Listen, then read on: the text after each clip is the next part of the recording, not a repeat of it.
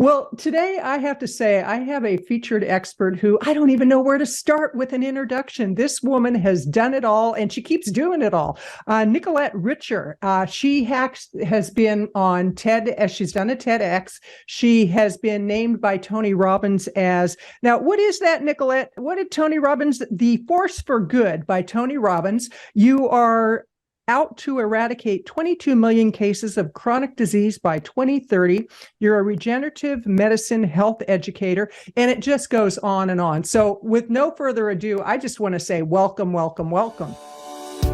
Welcome to the Vegan Visibility Podcast Show, where your host, Kathleen Gage, shines the spotlight on vegan and plant-based businesses and entrepreneurs from all walks of life committed to cruelty-free eating, healthy lifestyles, animal compassion, and the environment.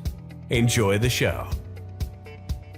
Thank you so much for having me here. It's really a pleasure to be here on the show with you. And you are also a force to be reckoned with. So this is great. Well, I think my age has something to do with it. I've been on the planet for quite a while. So, but with what you're doing, I'm just amazed at all the good that you're doing in the world. And let's start with when you decided to go vegan and plant-based. Yeah, so I had never liked eating meat at all when I was a kid, and dairy never registered well with me. And not actually genetically, I am one of the few people in the world that can digest dairy. But even as a kid, it just never felt right in my body. But I was also born in a tiny village in Africa, no running water, no electricity, and nobody drank dairy, and you hardly ever ate meat. It was subsistence farming. You know, everybody grew their food. It was all plant-based, whole food. There was no oil, there was no salts, there was no sugars. Like those don't even exist there now in that same village where my grandmother and all my family lives. So it wasn't like I didn't have the palate for it. And so when I moved to Canada, my mom grew a garden and we ate 90% of what we ate was plant-based whole food. And then, you know, my mom was indoctrinated into the Western society that you need meat at the table every day, but I would refuse to eat it. So then, you know, in my teens, I definitely strayed away from meat. And then in my 20s is when I fully gave it up entirely. Like you couldn't force me to eat it if you tried. So that was in my 20s. And my health was amazing from there on in, the moment I went fully plant-based whole food. So, you know, let's talk about, because there's a lot to unwrap with what you just said, but let's talk about the fact that you said nothing could get you to eat meat today. And I just read something about the new Netflix series right now is Wednesday. And apparently the star of the show, she was vegan, but she said, I was forced to give up being vegan because they just didn't have foods that would fit my criteria. And I'm curious, you know, what your take on people who say, oh, I'm on that vegan diet, or, you know, I'll be vegan for a little while. What does that bring up in you? I mean, a lot of compassion and self-compassion too, because I moved from being, being vegetarian, vegan, back to eating a little bit of meat. I don't know why. I remember, when my kids were born, then all of a sudden I was like, well, you know, protein, I still didn't understand enough about protein back then. But then slowly it was just, you know, people need all different types of information, and depending on what stage of life they're going through, it's so easy to say, I need meat. It's so easy to say, I need dairy because of misconceptions, like you need calcium or you need protein, because these are embedded in our DNA now. Since, you know, our grandparents, even our parents that were raised in the age of convenience, in the time when dairy and protein were being literally force-fed down our throats by every marketing agency you could think of.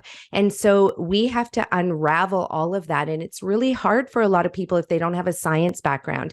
So I'm running and biking as a 47-year-old woman across Canada on a plant-based whole food diet. I just had all my levels checked. I just had my heart scanned. I had everything. And they haven't seen a healthier individual than I am, considering that I'm going to be running and biking across Canada this year. And I did a full cross-state bike and run last summer. And so, but I'm also very diligent when it comes to my nutrition, and I know the foods that I need to eat. It doesn't include superfoods. It just includes real foods. And so I have that knowledge. So it's much easier for me to make these choices, I find, than somebody who is, perpetually has bought into a lot of the lies that are out there. So a lot of compassion is what I feel when people move back and forth and in and out of, eating healthy to eating a lot of products that are not healthy. Well, and for me, I was thinking back when I went vegan, I actually started as a plant-based eater. I was 64 at the time, dealing with inflammation. Wow. And it was just like, I looked for anything that would get rid of the pain. And I discovered that getting rid of meat and dairy would do it. And what's interesting is it took 6 months into it before I realized that I was so out of alignment with the fact that I rescue animals.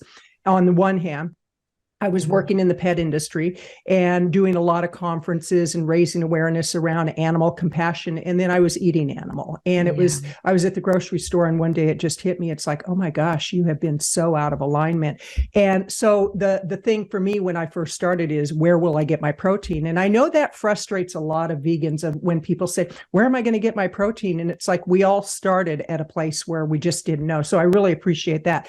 But I really want to dig into this bike ride you're taking. It's 3,200 kilometers, if I'm not mistaken. 7,200 kilometers. 72. Oh, okay. Well, just, 4,000 difference. What, who's counting after 1,000? But, what in the world compelled you to go on that kind of a bike ride? And you run, and you're very, very active, and it's because of being whole food, plant-based, and you're a driven person. So tell us about the bike ride. Tell us about what you want to accomplish with that. Yeah, I think I could write a whole entire book just around the decision-making to do this tour, because it originally started with, I got to do something big to garner a lot of attention around the fact that we have to move away from this heavy tertiary food, meat eating industry, dairy industry diet that we've grown up on. And so I thought, okay, it's time to do something big. So the plan was that I would ride and bike down and get on Rich Roll's podcast, like literally show up at his doorstep and knock on the door and be like, Rich, we've got to do this. Like, let's do this podcast. I work in the field of reversing chronic disease using food as medicine. Like, get me on your show. So it was supposed to be a marketing stunt like that. But it really stemmed from the fact that I have a great-great-great-grandmother who was in a slave trade lineup. She was supposed to be shipped off on a ship to some Arab country, generations ago. And when she was 9 years old, she walked away from that slave trade lineup. And she walked hundreds of kilometers to this little village where I was eventually born. She was adopted, raised, and, generations of my family. And then I came to be. So I've always had something in me when we talk about epigenetics and intergenerational memory. I've had something in my bones that has said, move your body long distances since I was little. And so it just made sense. But I didn't know this at the time because my mom just told me that story recently after I had decided to do this cross Canada tour. So in doing the tour, it evolved from just being a stunt to get on, Rich's podcast to being really more about meeting with BIPOC communities across Canada. So Indigenous peoples, people of color, because these communities, and not just in Canada, but across the United States, they suffer from disproportionate rates of diabetes, heart disease, sometimes 4 to 8 times higher than non-BIPOC people. And the thing is, they were the original vegans. They were the original vegetarians. We're all out here being like, we've discovered food as medicine, but they knew for millions of years that food was medicine, and they didn't even have diabetes in their communities prior to the 1940s. So as part of my PhD research, I was able to convince the university to make this become part of my PhD research, this tour across Canada, meeting with communities. And so really it was, at the end of the day, COVID brought it all together where we had to really focus all our efforts across our charity and all our businesses. And so 22 Million Strong was born, and that's the bike ride and the run across Canada. So lots of stories all embedded into this tour.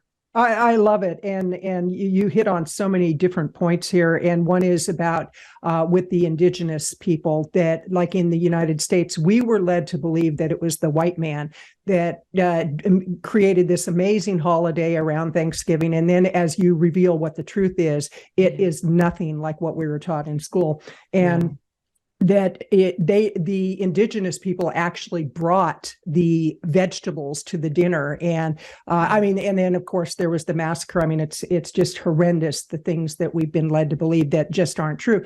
And the same applies to lifestyles, food, health, and, how big pharma wants to keep people sick. And, when you talk about things like that, people say, oh, that's conspiracy theory. It's like, no, just do your research, really study. Mm-hmm. And I know for me, the further I go into the plant-based lifestyle and the vegan lifestyle, the more shocked I am. And yet I'm not surprised, because it's a lot of it is based on corporate money, just a lot of craziness. But with your 22 million strong, is that what it's called? 22 million strong? Yes. Tell us more about that. And actually, before you do, I want to remind people that you're listening to the Vegan Visibility Podcast Show. I'm Kathleen Gage, your host, and I'm talking with Nicolette Richer. And Nicolette, how do people get in touch with you?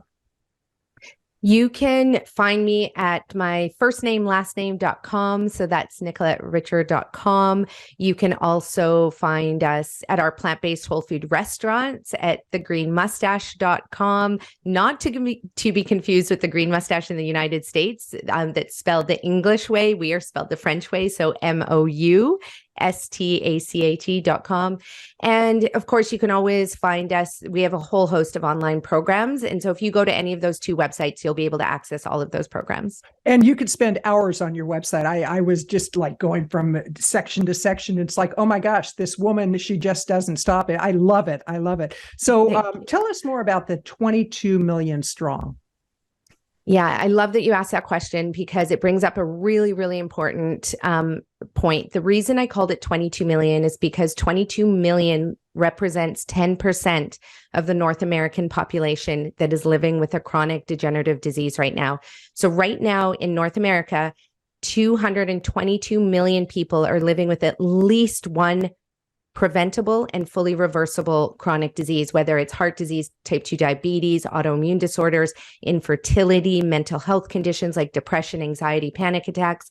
And so with the work that I've been doing over the last 15 years, every single time I teach one individual how to reverse their chronic disease. And when I say reverse, that means their doctor sends me their lab reports and signs off and says, this person no longer has their disease, they're symptom-free, and they don't need their medications anymore. So 0 medications, or the doctor says, we can cancel your surgery. You no longer need it. So that's what I mean by reversing disease. So with 222 million people living with a chronic disease, just like you had mentioned, being in chronic pain, and when you have inflammation, you can't perform well in your life. You're not performing well in your relationships. You're not present at work because you're constantly in chronic pain and worried about, what medication you need to try and get next, or, can you afford the $6,000 medications for MS? These are all reversible diseases. And so 22 million strong is about helping 22 million people by 2030 reverse their chronic diseases, teaching them exactly what they need to do so that they can be symptom-free, disease-free. And then we know that every one of those people are going to inspire 10 other people to do the same. And this is how we put an end to the chronic disease epidemic. I love it. And recently I was at the grocery store, and I just had this realization that I was among the Walking Dead. I mean, I looked around and I was like, this is crazy. And it really nowadays, it doesn't matter what kind of market you go to for your food. There's this epidemic of diabetes, this epidemic of obesity, of chronic pain through inflammation. We hear of more and more people being diagnosed with these diseases that are actually reversible. So I love what you're doing, and we'll do everything we can to make sure this episode gets heard by a lot of people. And again, tell people how they can get in touch with you. I want to make make sure that they do get your web address, and we'll put it in the show notes. But for people that might be out on a run like I did this morning, and I can do that at the age of nearly 69 because I am a plant-based eater. So tell people how they can get in touch with you. Yeah, definitely. So if you go to NicoletteRicher.com, NICOLETTE, Richer, RICHER.com. That is where you can find most of our programs. And then, of course, we have our plant-based whole food restaurants. So they're 100% whole food, 100% vegan, gluten-free. They're so delicious. And that's at thegreenmustache.com, GREENMOUSTACHE.com. And then from there, and you can also find us on Instagram and Facebook at NicoletteRicher.com. You'll Wonderful. find everything there. Now, where are your restaurants located? Yeah, so we have 2 restaurants in Whistler. We used to have many more, but unfortunately, COVID took us out at the kneecaps, which it did for a lot of restaurants across the world. And so we have our 2 corporate stores, which are in Function Junction in Whistler and in the Village of Whistler, famous ski resort here in Canada. We get millions of people coming through every year, and that's where you can find us. And then we also have 10 more locations coming to New York. So that's going to be very exciting for people in the United States. Well, and I do plan to go to Whistler because we have mutual friends there, Ed and Natasha, who are with Ed's Bread. And I've been promising to go up there. So now I have more than just one reason to go up. That's awesome. Come visit. Come visit. We'd love definitely. to hang out with you. Yeah, for sure. So let's talk about you. You actually shared with me in a previous conversation that we had that you had worked with Tony Robbins and you put a program together. How did that come about? And what exactly was the program? Oh my gosh. So what happened is I went to Business Mastery. I'd been following Tony Robbins since I was 17 when I read Awaken the Giant Within. Great book. Everybody should read it.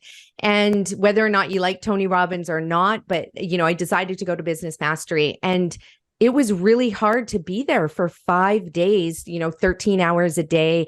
The food was atrocious. They had basically one very basic salad, but the rest of the food, I couldn't call it food. And meanwhile, he's a huge proponent of health and wellness. So at the end of the event, I took one of my Eat Real to Heal t-shirts and I rolled it up in a little ball, and I tied a letter to it, a little love note to Tony that said, "Hey, Tony, not acceptable. You have all of these entrepreneurs, thousands of entrepreneurs in a room, and you're feeding them this horrific food. They need food that is literally going to fuel their brain, fuel their body, and this is not the food." And so I gave it to one of his assistants. She had been hanging out with me for the 5 days, and I gave it to her. And I said, "Could you give this to Tony? It's just a thank you card." And so she did. She gave it to him. Anyway, we got a phone call the next day, and they said, "You're right. It's not acceptable. We see the work that you're doing. Would you be able to potentially cater all our events in North America?" So we went down this path with their team, figuring out how we were going to do this. But it ended up being that because he hosts such huge events, that he has to purchase literally thousands and thousands of dollars of food and water from the venues. Otherwise, they won't take him. So it's not just a matter of desiring healthy food at your events. You're up against all these corporate beasts that are dictating what food you have at your event. So as a result, what happened is they were bringing the platinum partners up to Whistler a few weeks later. So they had us meet all of their platinum partners down at the airport off the plane and feed them and then fuel them. So we got to cater for Tony Robbins. And then, of course, he called us up and asked how we could be on his podcast in a special series called the Force for Good podcast. So I love the way that you set the stage for opportunity, because a lot of people say, how do people get so lucky? And it's really not luck. It's really about when you get that thought that you take action on it. And, I was thinking about Wanda Huberman, who is the executive director for the National Health Association. And they're the longest running vegan organization in the United States. They've been around since 1948. All the luminaries come to their conference conference and speak. And what she does is she literally goes in and works with the catering department, and she works with the chef to teach them how to cook no salt, oil, or sugar, plant-based. And I'll have to introduce you because she's a phenomenal woman. You're a phenomenal woman. You're doing some amazing things. And with what you do, let's say that somebody comes to you and they say, Nicolette, how do I make that transformation? How do I change my eating habits? And even though this is going on the Vegan Visibility podcast show, I do have two podcasts, and one is more about health and nutrition, and this is about marketing in the vegan space. But I really want to touch on that because you really have that dialed in. How would you educate or raise awareness with somebody who really wants to go plant-based, but they just don't know where to start? Yeah. And this for me with our company, because we work in the chronic disease reversal space, a lot of our clients, they have no option actually, but to go plant-based. They've tried every medication, everything. So I'm speaking with that hat on, that most of my clients come to me and they're desperate because they don't want to die. They don't want to lose a leg. They don't want to lose their eyesight. And so for individuals, what I do is I sit with them and it takes 3 hours. I sit with them, do a full health intake, and we go through, and then I explain the science of nutrition to them in 3 hours. That's all it takes. And so from that, they hit the grocery store, they load up their cart, they follow our plans, and then they go back and they cook the food. It's so easy. Like they literally are making their meals that very day. So for somebody though, who hasn't hit that rock bottom place, okay. So if you're listening to this podcast and you're like, well, yeah, I'm kind of healthy, I feel okay, a little bit tired, you might not have the motivation to do it. So what I suggest is really get started with watching documentaries. I think documentaries are number one, the way to go. So Forks Over Knives, you can watch What the Health, you can watch Game Changers, you can watch our documentary that just won Best Health and Nutrition Film at the Vegan Film Festival. And so, watch any of these documentaries. It's so important that you understand why you're doing what you're doing, because that's going to be your motivation. So for some people, it's because of animal welfare. For other people, it's because of their health. For other people, it's because of the environment. So really just understand why you want to do this. And then that will motivate you to look in the right areas for the information that you need. So look at how our industrialized food system is treating animals, if animal welfare is important to you. Look at how our industrialized food system is literally the biggest contributor to climate change. Our food production and distribution system produces more greenhouse gas emissions than every single mode of transportation out there, planes, trains, and automobiles combined. Most people don't know that.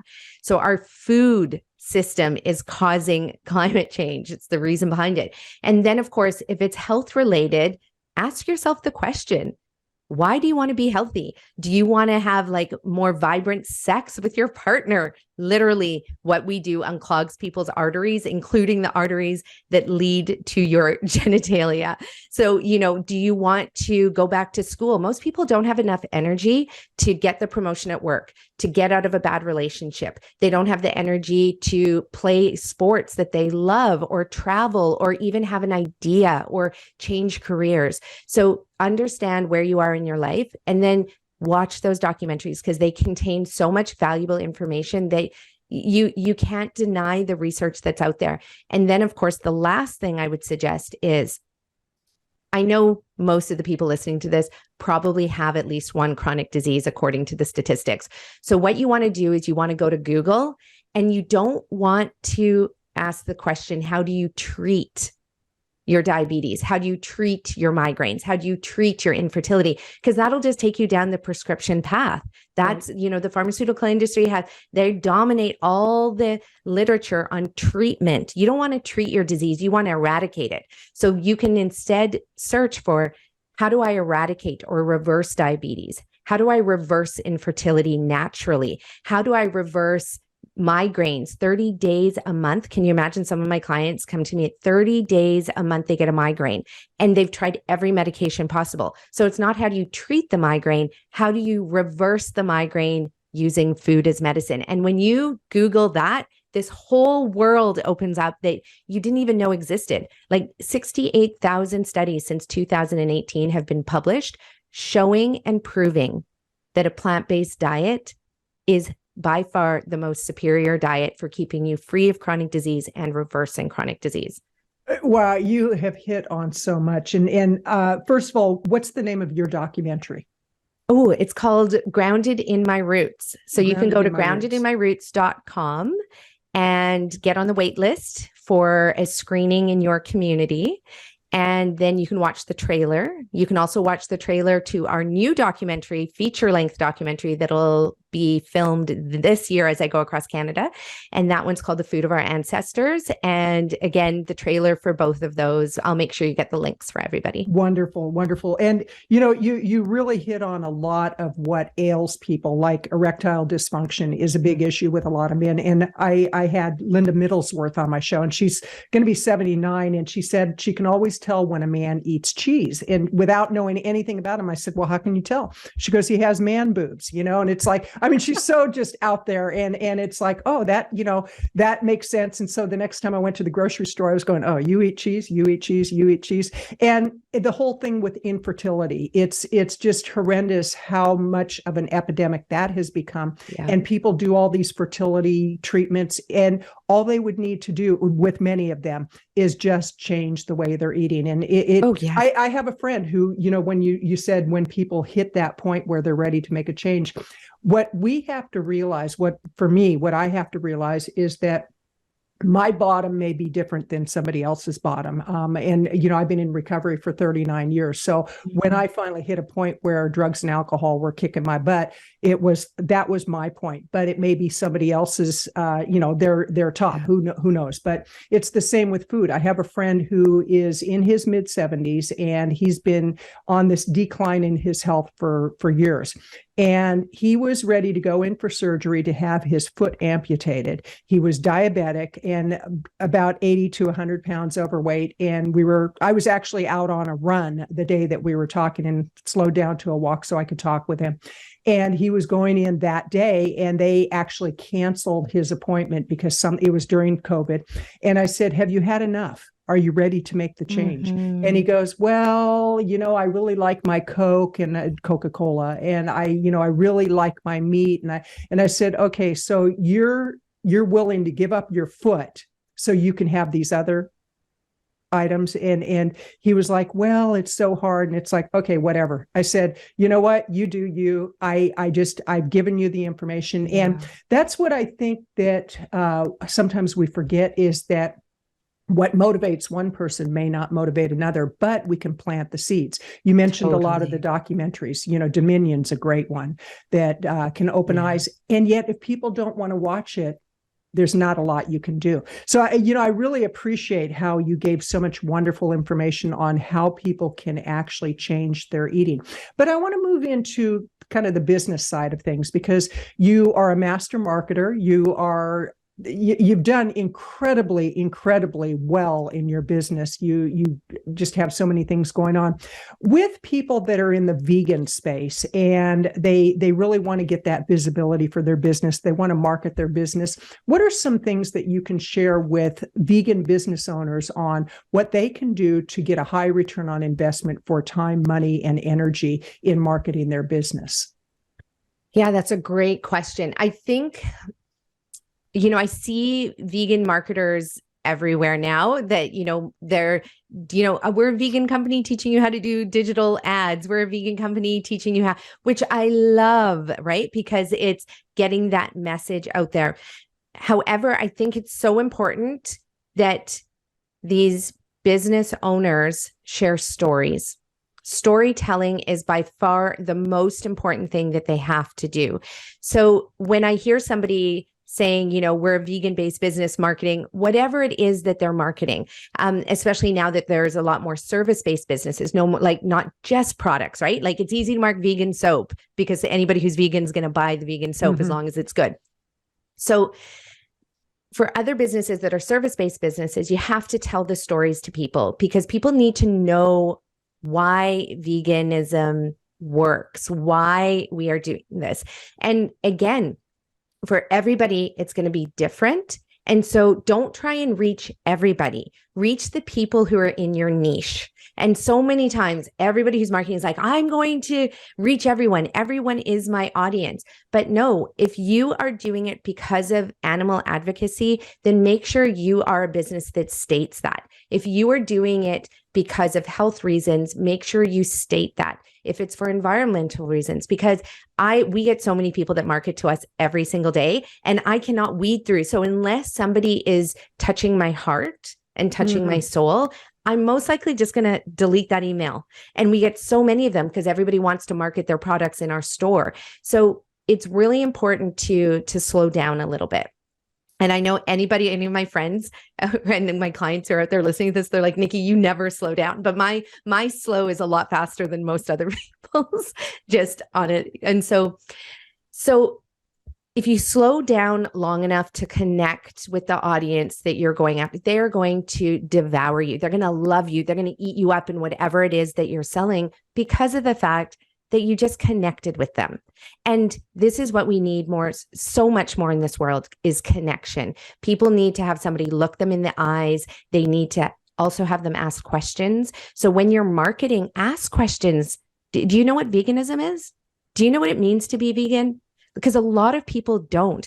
And especially with the word vegan versus plant-based, it's really easier to understand what plant-based is, very difficult in this space to understand what vegan means, because of the fact that, you can drink whiskey and snort cocaine and eat Oreo cookies, and they can all be vegan, gluten-free nowadays, right? Because the food industry has capitalized on the word vegan. I just saw a bag of apples that were marketed as gluten-free and vegan. So I know. And I'm like, what?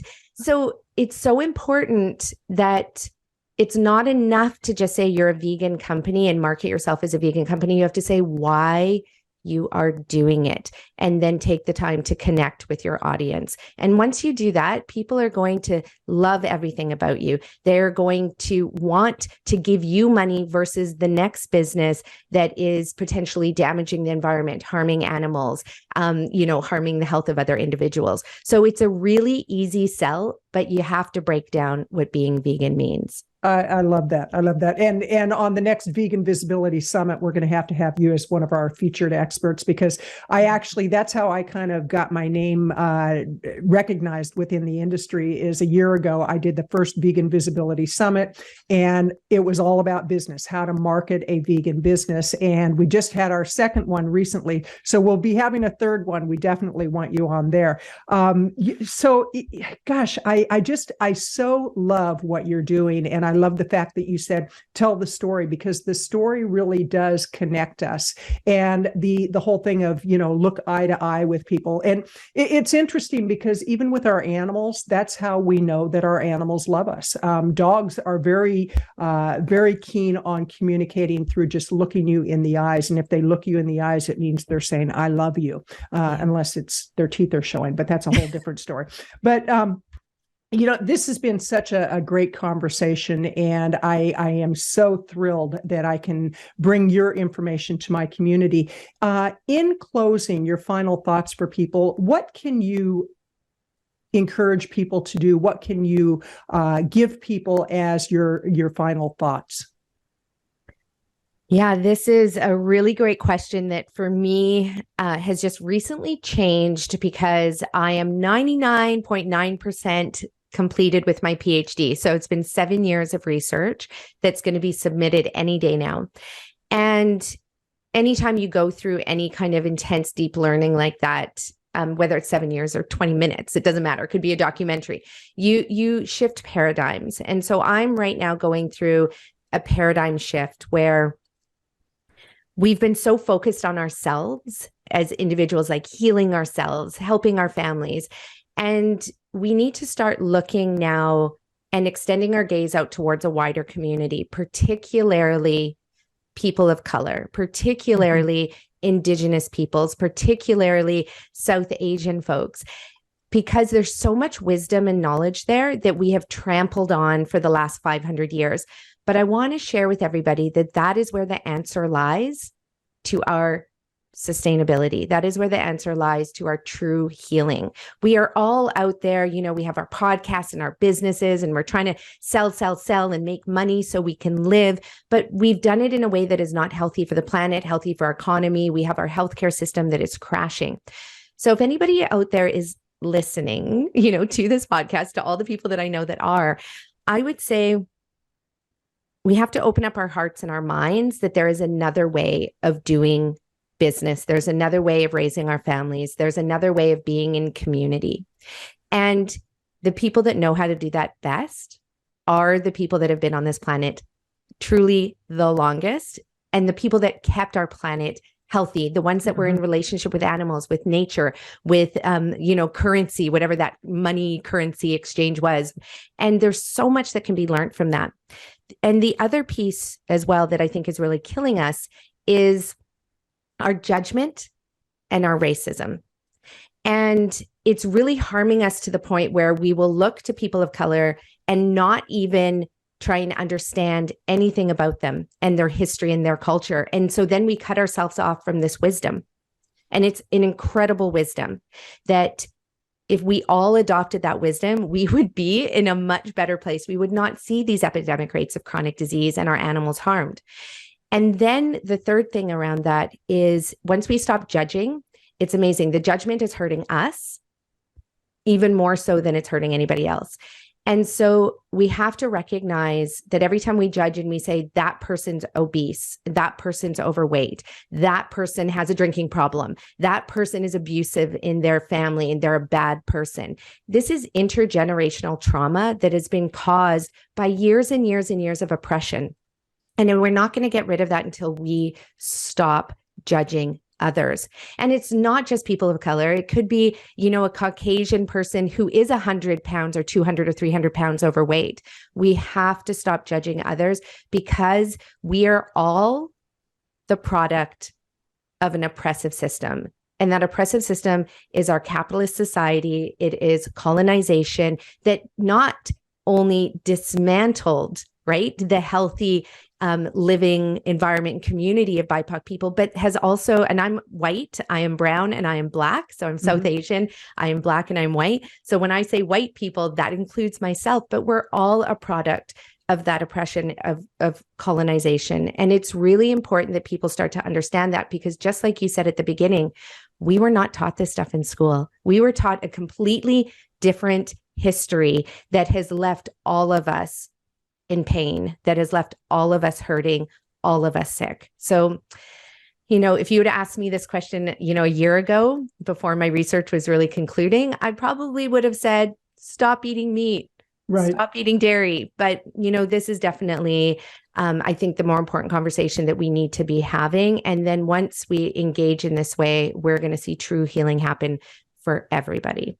Oh, I love that, because truly it's about when we've walked a certain path, we can have influence and impact on people that if we didn't walk that path, we couldn't. In recovery, that's the story there, because as somebody with nearly 40 years of recovery under my belt, when I connect with somebody who has a drinking or a drug problem, I can relate with them in a way that the family members can't, because they're like, well, just stop drinking. It's like, it doesn't work like that. It's like, and yet one alcoholic to another, one vegan to another, one plant-based eater, one African-American, one Caucasian, and truly we are just all connected. And the more that we get to that point of understanding that we're all connected and that it's truly about all of us healing together, then we can make a difference. Nicolette, this has been so amazing, so delightful. I would love to have you back and go deeper into some of these topics. And, maybe in a year after you've gotten your PhD, which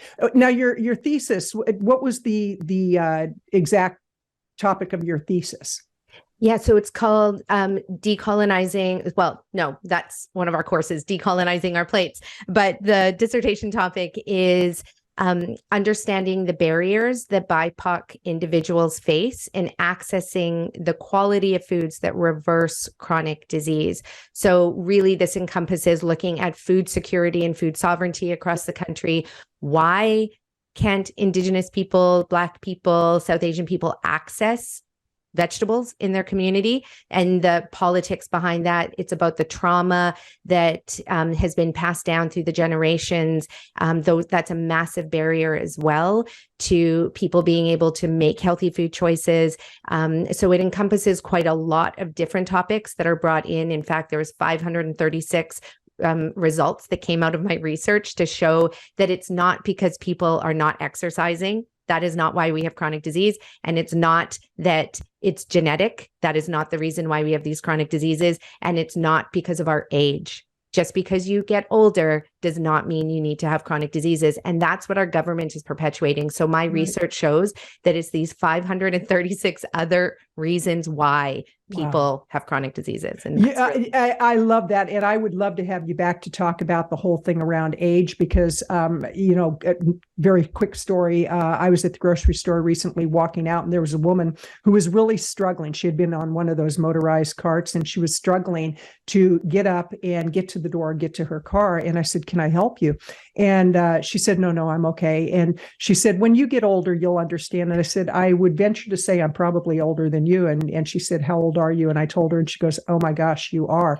And she really was holding on to that part of her identity that was, and if you've worked with Tony Robbins, which Tony Robbins had a huge impact on me when I was in my 30s. And, so for close to 40 years now, I've been listening to Tony Robbins, and it's like we have this identity and we hold on to these stories, because without that, we don't know who we're going to be. And yet, if we can let go of that, we can become who we're really meant to be. But Nicolette, this has been just delightful. Thank you so much. And again, this is Kathleen Gage with the Vegan Visibility Podcast Show, encouraging you to go out, live your healthiest self possible, learn what you need to learn, and have an impact on others. Have a great day and go out and be healthy. Thanks so much for having me on your show. You've been listening to the Vegan Visibility Podcast Show. Be sure to subscribe to get notified when the next episode is live. And we always appreciate reviews. Join us next time for more inspiration, education, and motivation to build your business one cruelty-free and healthy person at a time.